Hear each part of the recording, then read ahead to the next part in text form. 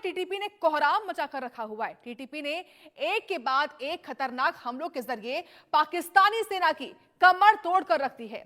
2025 में टीटीपी के हमलों में कई पाकिस्तानी सैनिकों की मौत हो चुकी है और अब टीटीपी ने ऐलान कर दिया है कि 2026 में पाकिस्तानी सेना पर हमले और भी ज्यादा तेज करेगी। और अब एक बार फिर से टीटीपी ने पाकिस्तानी सेना को निशाना बनाया है, जिसमें कई पाकिस्तानी सैनिकों की मौत हो गई है। और इसी बीच टीटीपी ने एक गुप्त बैठक भी की। इस बैठक में संगठनात्मक परिवर्तन पर मुहर लगी है। नए साल यानी कि साल 2026 का प्लान भी सार्वजनिक किया गया है। सभी जोन के नेतृत्व में बदलाव किया गया है। नए कमांडर को नई जिम्मेदारी भी दी गई है। इस नेतृत्व में परिवर्तन के बीच में जिस एक निर्णय ने आसिम मुनीर की नींद उड़ा दी है, वो है एयरफोर्स यूनिट। टीटीपी के पास एक डेडिकेटेड एयरफोर्स यूनिट होगी। टीटीपी की एयरफोर्स यूनिट 2026 के अंत तक पूरी तरीके से ऑपरेशनल होगी। टीटीपी अगर वाकई ऐसा कर पाने में कामयाब रहता है तो आसिम मुनीर के लिए यह बेहद मुश्किल होगा। साल 2026 में आतंकी हमलों में बेहिसाब बढ़ोतरी से हो सकती है, यह भी जानकारी है।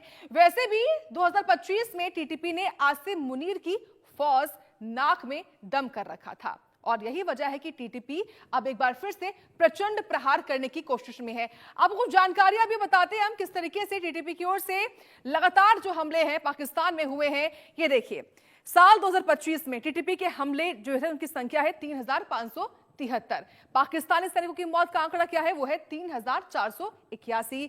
पाक सैनिक घायल कितने हुए, 3818 और अपहरण हुआ 196 पाकिस्तानी सैनिकों का। ये जो प्रहार है वो है टीटीपी का पाकिस्तानी सेना के ऊपर। इसके अलावा कुछ और जानकारियां भी आपको बताते हैं किस तरीके से मुनीर आर्मी पर टीटीपी का भयंकर अटैक देखने को मिल रहा है।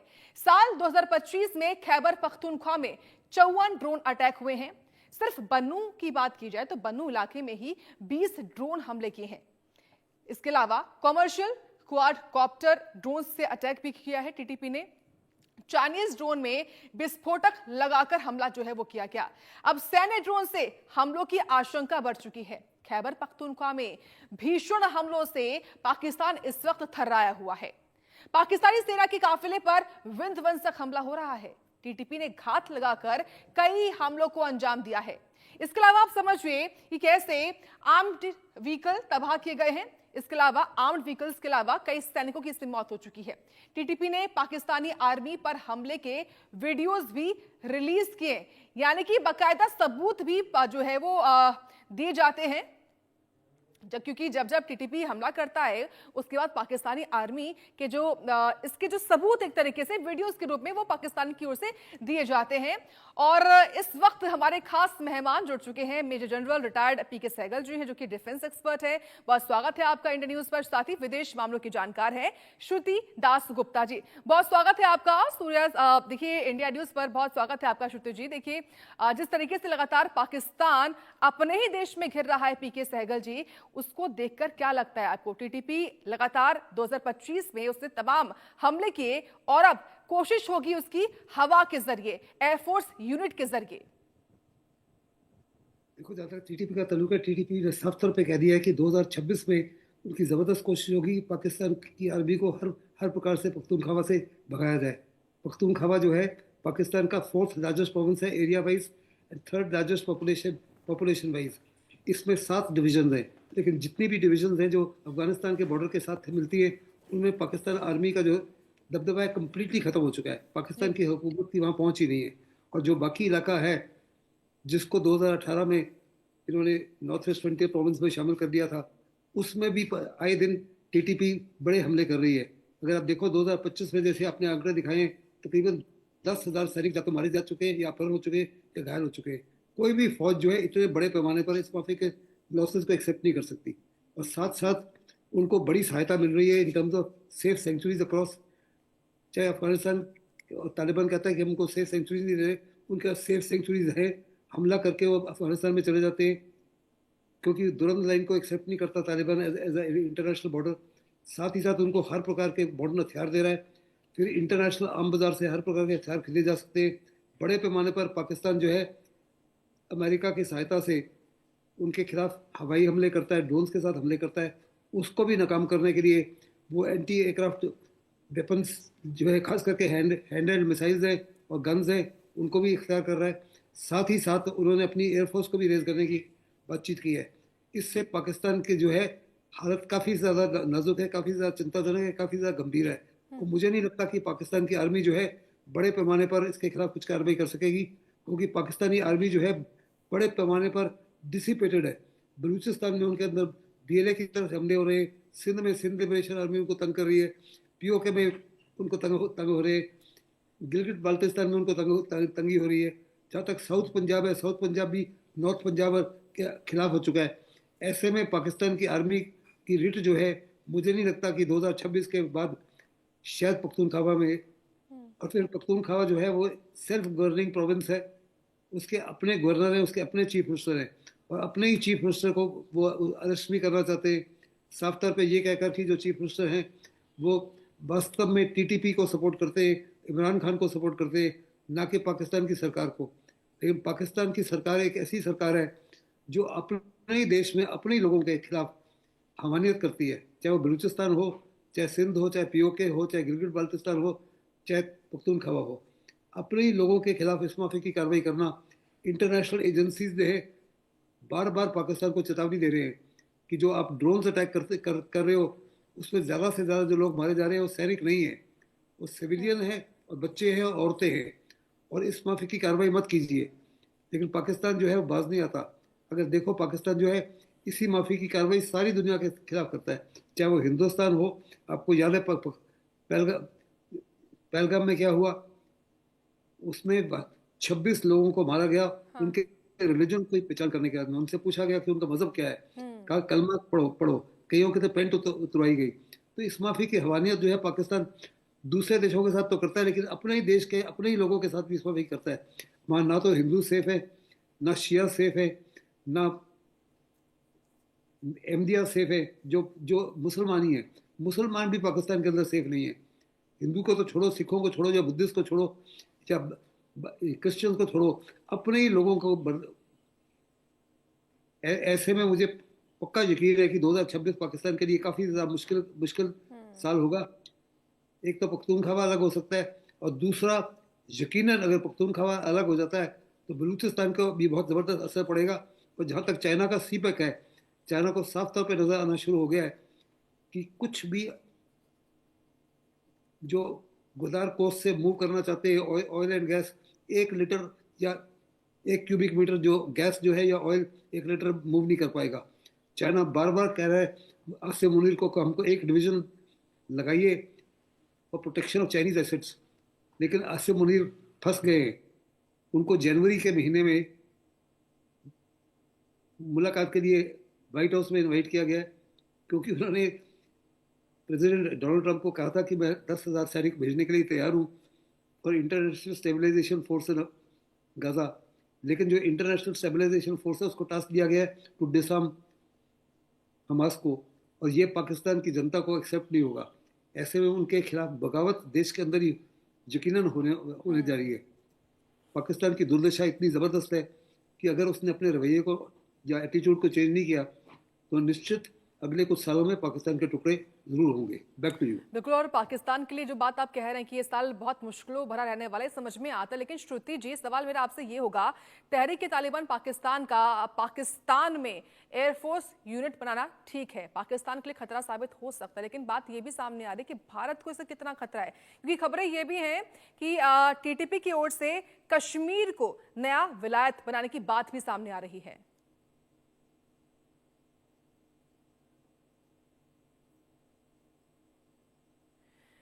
चलिए, श्रुति जी अभी है नहीं, जब वो आएंगे उनसे सवाल पूछेंगे, लेकिन श्रुति जी आप तक आवाज पहुंच रही है मेरी? जी मेरी आवाज आ रही है, आप बताइए क्या am I audible? Am I audible? आपको आवाज आ रही है श्रुति जी? चलिए ठीक है, हम जुड़ेंगे उनसे, लेकिन पीके सहगल जी देखिए, ये सवाल मेरा आपसे भी होगा, क्योंकि पाकिस्तान से युद्ध करने के लिए टीटीपी ने एयरफोर्स यूनिट तो बना ली, लेकिन कुछ खबरें ये भी बताते, कुछ सोर्सेस ये भी बता रहे हैं कि कश्मीर को खास तौर से नया विलायत बनाने की कोशिश में इस वक्त टीटीपी है, तो क्या भारत के लिए खतरा ये साबित हो सकता है इस तरीके से होना? देखो, जहाँ तक हिंदुस्तान का ताल्लुक है, हिंदुस्तान के रिश्ते नाते काफ़ी ज़्यादा अच्छे और मजबूत हैं तालिबान के साथ में। और तालिबान बड़े पैमाने पर इन्फ्लुएंस करता है, कंट्रोल करता है टीटीपी को। टीटीपी को सेफ सेंचुरीज भी वही देता है, हवाई एयर बेसिस भी वही देगा, और हर प्रकार का जो असला है और उनके वेपन्स जो है उनको तालिबान ही सप्लाई करता है। तालिबान किसी प्रकार से हिंदुस्तान के खिलाफ कार्रवाई नहीं करेगा। वो हिंदुस्तान को साफ तौर पे आश्वासन दे रहा है कि वो अपने देश से या उनके कंट्रोल के एरिया के अंदर से किसी प्रकार से हिंदुस्तान के खिलाफ कोई कार्रवाई नहीं करने देंगे।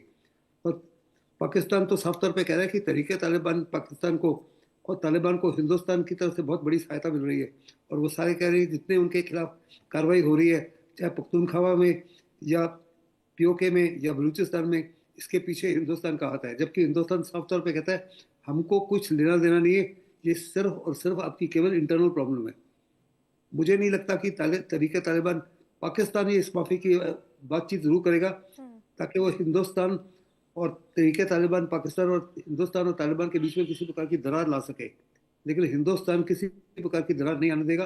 अगर आप रिसेंट मीटिंग्स आपने देखी हैं, उनके जो एक्सटर्नल अफेयर मिनिस्टर थे हिंदुस्तान में 5-6-7 दिन के लिए आए थे, जो उनकी आपसी बातचीत हुई, जिस माफी की सहमति हुई, और हिंदुस्तान छह बहार के मुताबिक के माध्यम से उनको कई कई फूड सप्लाई करता है, उनके लिए बहुत सारे वेलफेयर प्रोजेक्ट कर रहा है, उनके पार्लियामेंट की बिल्डिंग बनाई है, उनके लिए जो पाकिस्तान में पर जाता है उसके लिए उसके ऊपर डैम बनाने जा रहे हैं हिंदुस्तान की मदद से। हिंदुस्तान सारी सहायता करेगा। वहाँ इंफ्रास्ट्रक्चर हिंदुस्तान दे रहा है, बना रहा है। वहाँ हेल्थ केयर के लिए हिंदुस्तान मदद कर रहा है, एजुकेशन के लिए हिंदुस्तान मदद कर रहा है। जब वहाँ पे बहुत महत्वपूर्ण बात आप कह रहे हैं इस वक्त सहगल जी। एक बार श्रुति जी का रुख कर लेते हैं। श्रुति जी, अगर आप तक मेरी आवाज पहुंच रही है तो सवाल मेरा आपसे ये होगा, हमने पहले भी इस पर डिस्कशन किया है और आज भी देखिए पाकिस्तान और अफगानिस्तान के बीच में जो भी कंडीशंस बनी हुई हैं और अब तहरीक ए तालिबान पाकिस्तान की ओर से जो कुछ भी हो रहा है पाकिस्तान में, इसमें चाइना की भूमिका को किस तरीके से आप देखती हैं? देखिए, चाइना अपने आप को बेबस पाता है तहरीक तालिबान और अफगानिस्तान की दोनों की तरफ से जो अग्रेशन आ रहा है पाकिस्तान की तरफ से, बिकॉज चाइना का अफगानिस्तान के साथ अच्छे रिलेशंस है, उनकी BRI वहां से भी जाती है, तो वो उस रिलेशनशिप को जेपरडाइज नहीं करना चाहते, क्योंकि उसी के थ्रू वो सेंट्रल एशिया की तरफ जाएंगे और आगे बढ़ते हुए यूरोप की तरफ जाएंगे। पाकिस्तान इंपॉर्टेंट है, पर इतना भी नहीं कि वो उसके चलते बाकी पार्टनर्स को फोरगो कर देंगे। तो चाइना एक छोटा सा हिस्सा बन के रह गया है इस पर्टिकुलर कॉन्फ्लिक्ट के अंदर। वो भी बैठ कर देख रहा है कि किसकी सुप्रीमेसी है, क्योंकि अगर देखा जाए TTP तो एक छोटा गुट ही माना जा सकता है, कोई एक बड़ा देश तो है नहीं। और अफगानिस्तान भी अगर देश के हिसाब से देखा जाए तो वो भी बहुत छोटा देश है, अगर मिलिट्री माइट की तरफ से देखा जाए कंपेयर टू पाकिस्तान। तो चाइना साइडलाइंस पर बैठ के ऑब्जर्व कर रहा है, और वो इस बारे में ना इस तरफ को हेल्प करेगा ना उस तरफ को हेल्प करेगा।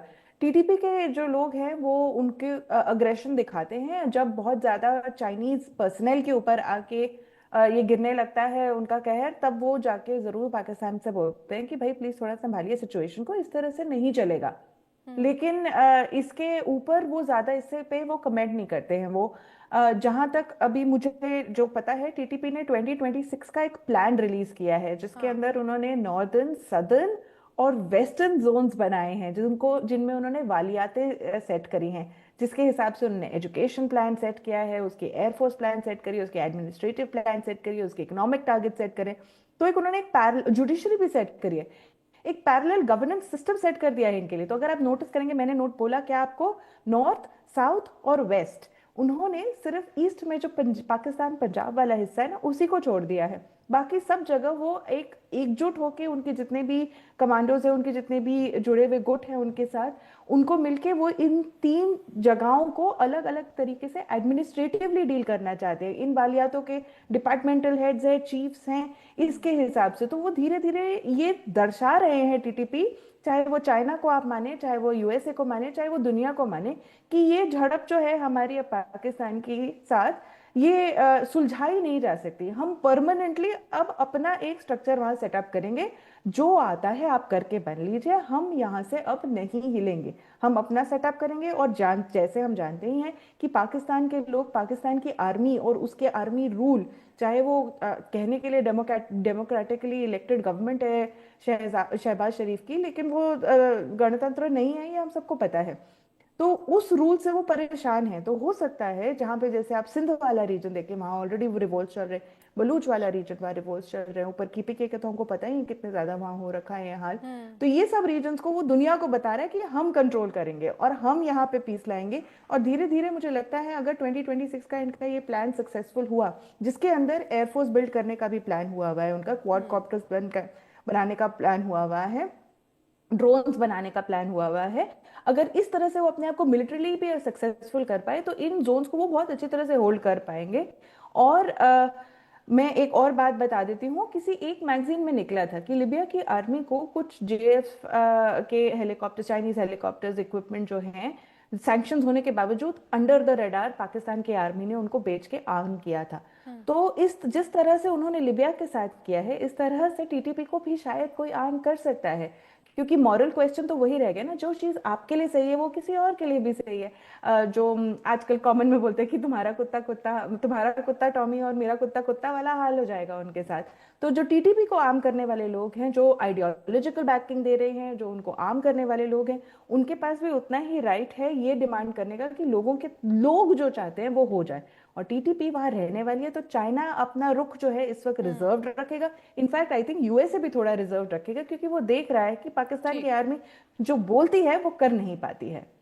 ठीक है सहगल जी, आप श्रुति जी की बात से कितना सहमत हैं? और इसमें मैं एक और सवाल ऐड ऑन करना चाहूंगी आपके लिए, ये कि हम सभी जानते हैं कि पाकिस्तान के पास में चाइनीज निर्मित हथियार भी हैं, और अगर ऐसे में पाकिस्तान TTP के खिलाफ उन हथियारों का इस्तेमाल करता है तो चाइना क्या मुमकिन है कि एक प्रेशर क्रिएट करे, एक दबाव बनाए?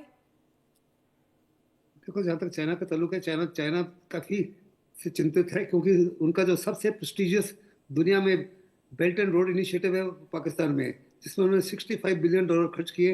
उनको साफ तौर पर नजर आ रहा है कि ये एक किस्म से बर्बाद हो गया है, कुछ भी मूव नहीं कर पा रहा उस तमाम एरिया के अंदर। क्योंकि जहाँ से CPEC स्टार्ट होता है, पाकिस्तान ऑक्यूपाइड कश्मीर है, वहाँ भी लोग उसके खिलाफ हैं। फिर पख्तूनख्वा से होके जाता है, वहाँ भी लोग उसके खिलाफ हैं। फिर बलूचिस्तान से होके जाता है, वहाँ भी लोग उसके खिलाफ हैं। फिर वो सिंध से होके कराची तक जाता है, वहाँ भी लोग इसके खिलाफ हैं। तो वास्तव में पाकिस्तान, चाइना जो है एक किस्म से फंस गया है। चाइना किसी प्रकार से TTP के ऊपर किसी प्रकार का, या पाकिस्तान के ऊपर किसी प्रकार की कोई रोक नहीं लगाएगा, ना ही अमेरिका लगाएगा। क्योंकि चाइना और पाकिस्तान, अमेरिका जो दोनों हैं, दोनों ही चाहते हैं कि अच्छे रिश्ते नाते हों बलूचिस्तान के साथ में, तालिबान के साथ में और पख्तूनख्वा में, क्योंकि वहाँ पे काफ़ी ज़्यादा मिनरल रिसोर्सेज है और उनकी नज़र जो है उन मिनरल रिसोर्सेज की है।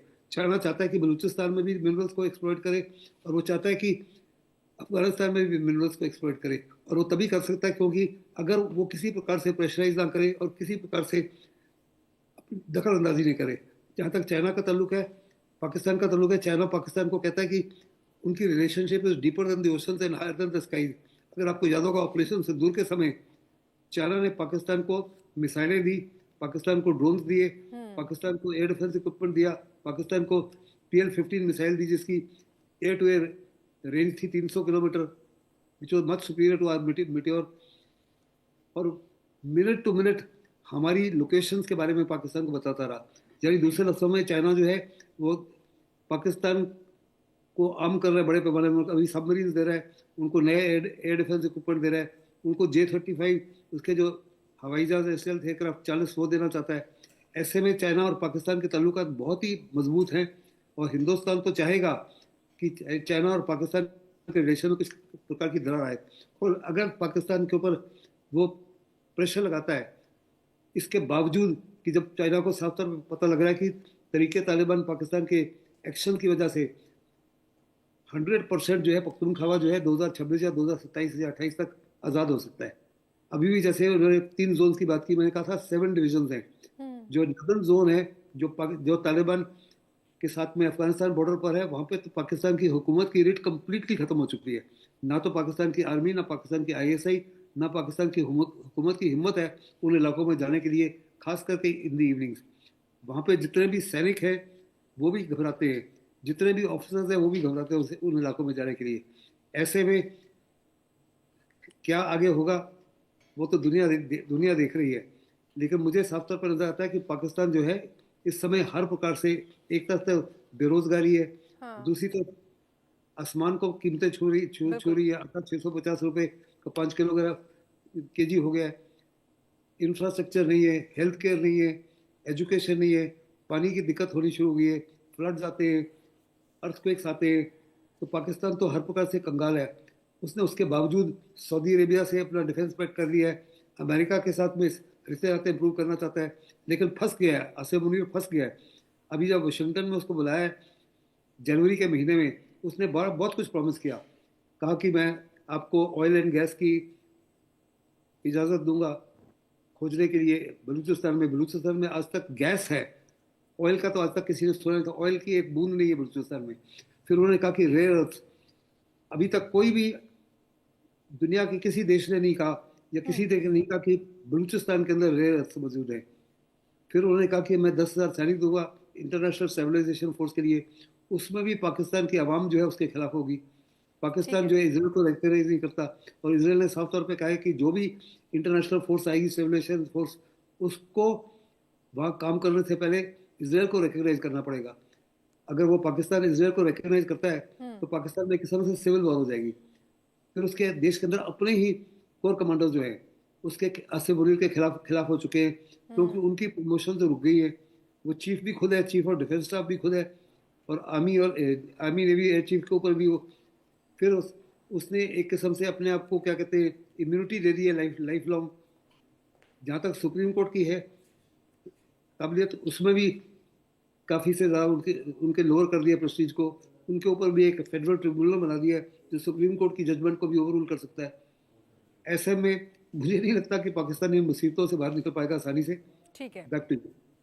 लेकिन श्रुति जी देखिए, जिस तरीके से हम लगातार जिक्र कर रहे हैं तहरीक तालिबान का, अलग अलग तरीके से एक स्ट्रक्चरल वे में जोन्स बनाना, ये सब कुछ करना, और लाजमी सी बात है कि इसमें भारत से भी, भारत के जो बॉर्डर्स पे तमाम इलाके हैं वो भी छुएंगे, तो भारत के परिप्रेक्ष्य से कितना अलर्ट रहने की जरूरत है अब?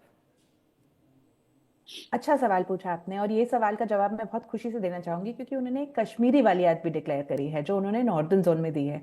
और ये कश्मीरी वालियात उन्होंने बहुत क्लियरली अपने डॉक्यूमेंट में स्पेसिफाई करी है कि पीओके की डॉक्यूमेंट, जो पाकिस्तान जो कंट्रोल कर रहा है, जहाँ पे वो दहशतगर्दी के कैंप्स लगाता है, वो वाले एरिया को वो कंट्रोल करना चाहते हैं, और वो वाले एरिया की आवाम को दहशतगर्दी से दूर ले ठीक है। जाना चाहते हैं, वहां पे प्रोग्रेस लाना चाहते हैं। उन्होंने बहुत साफ तरीके से ये भी कहा है कि इंडिया वाला जो जेएनके है उसके अंदर उन्हें कोई इंटरेस्ट नहीं है। हाँ, ये बात जरूर है कि टीटीपी जो है वो एक आर्म्ड ग्रुप है, तालिबान से कनेक्टेड है, तालिबान के साथ हमारे रिश्ते नाते अच्छे हैं, लेकिन हमें हमेशा चौकन्ना रहना चाहिए, क्योंकि हम एक प्लूरलिस्टिक सोसाइटी है, और तालिबान जो है उसकी आइडियोलॉजी जो है वो बहुत सिंगुलर है। सिंगुलर होने की वजह से हो सकता है कि कभी जाके हमारा उनसे आइडियोलॉजिकल कॉन्फ्लिक्ट हो जाए, हम्म। और वो हमारे इंटरनल मुस्लिम्स और हिंदू का जो हमारे देश में चलता रहता है पॉलिटिकली या आइडियोलॉजिकली, जो क्लैशेस होते रहते हैं, कॉन्फ्लिक्ट्स होते रहते हैं, जो जुडिशियल जजमेंट्स आती रहती है, उस चीज़ों को लेकर वो हो सकता है बाद में इंटरफेयर करे। पर इस वक्त उन्होंने अपनी पॉलिसी बहुत क्लियर रखी हुई है कि इंडिया का जो इस वक्त एलओसी जो है, लाइन ऑफ कंट्रोल, एलएसी वगैरह, ये सब में उनको कोई इंटरेस्ट नहीं है। वो पीओके जो है उसी को रखना चाहते हैं, क्योंकि वो पाकिस्तान एडमिनिस्ट्रेड है इस वक्त, हम्म। जबकि हम उसको अपना हिस्सा मानते हैं। ये एक पॉइंट ऑफ कॉन्फ्लिक्ट हमारे लिए जरूर है, क्योंकि अगर वो